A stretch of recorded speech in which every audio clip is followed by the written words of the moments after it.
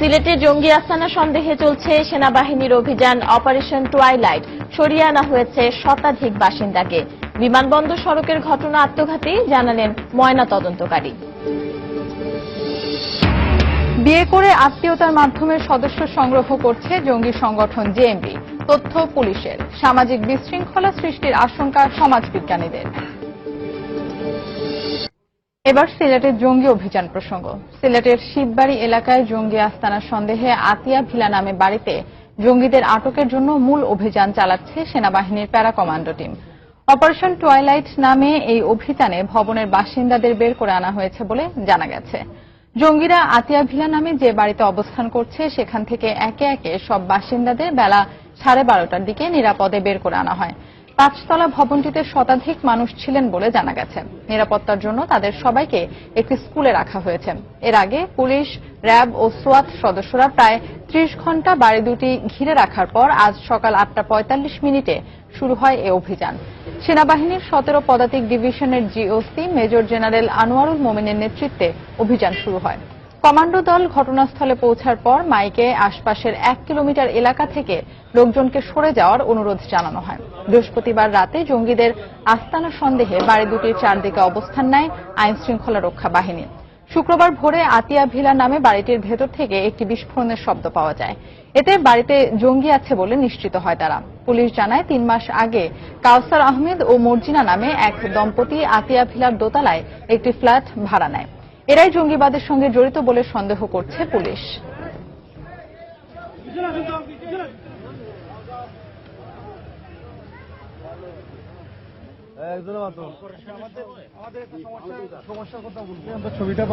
আপনারা একটু কষ্ট করে দয়া করে 1 কিলোমিটারে অনেকদিন ধরে এখানে ওই বিল্ডিং এর 4 তলায় ভাড়া ছিল। আমি সব ঘটনা শুনি কালকে আসছি।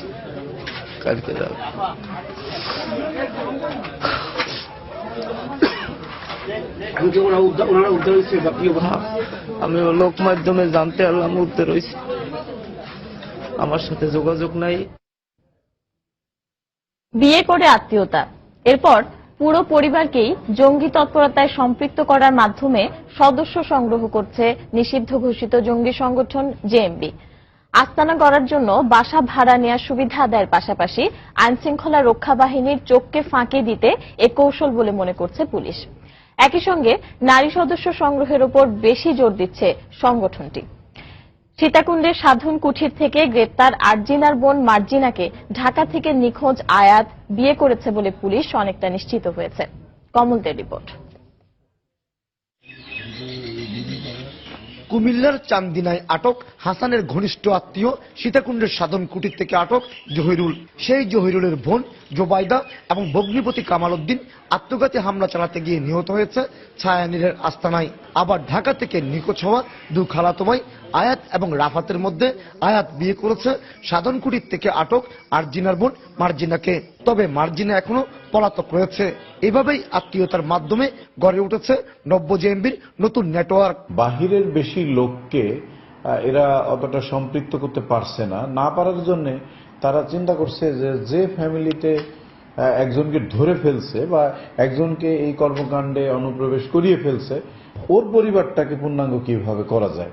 কাপড় বিক্রেতার ছদ্মবেশে দিনাজপুর থেকে বান্দরবনের বাইশারি আসা জঙ্গি নেতা সোহেল রানা তার স্ত্রী এবং মেয়েদের সাথে রেখেছে বলে তথ্য পেয়েছে পুলিশ। বাড়ি ভাড়া পেতে গেলে একটি পরিবার সন্তান সহ নিয়ে গেলে অপেক্ষাকৃত সহজ হচ্ছে। দুটো জিনিসকে বিবেচনায় নিয়ে তারা স্ত্রীদেরকে বেশিরভাগ ক্ষেত্রে বাধ্য করছে যে এই জঙ্গি তৎপরতায় লিপ্ত হতে। তবে প্রান্তিক পর্যায়ে দরিদ্রতার সুযোগ নিয়ে সাধারণ মানুষদের পরিবার সহ জঙ্গি তৎপরতায় সম্পৃক্ততা এখন রোধ করা না গেলে সামাজিকভাবে বিশৃঙ্খলা সৃষ্টির আশঙ্কা করছেন এই সমাজবিজ্ঞানী। যারা এই সন্ত্রাসের সঙ্গে যুক্ত আছে তারা এটাকে একটা নতুন কৌশল হিসেবে ধরে নিয়েছে। পারিবারিক সম্পর্ক যেহেতু এদের মধ্যে সুদৃঢ়, সেই কারণেই তাদেরকে সহজে উদ্বুদ্ধ করতে পারছে।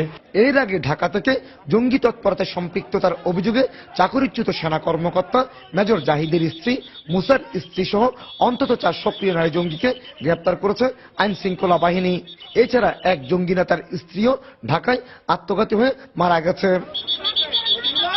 কমল দে, সময় সংবাদ, চট্টগ্রাম। চেকপোস্টে নিহত যুবকের হাতে রেগুলেটর সদৃশ বস্তু পেঁচানো ছিল এবং বোমা বহনকারী আত্মঘাতী ছিল বলে জানিয়েছেন ঢাকা মেডিকেল কলেজ হাসপাতালের ফরেনসিক বিভাগের প্রধান ডাক্তার সোহেল মাহমুদ। দুপুরে ময়নাতদন্ত শেষে তিনি সাংবাদিকদের এ তথ্য জানান।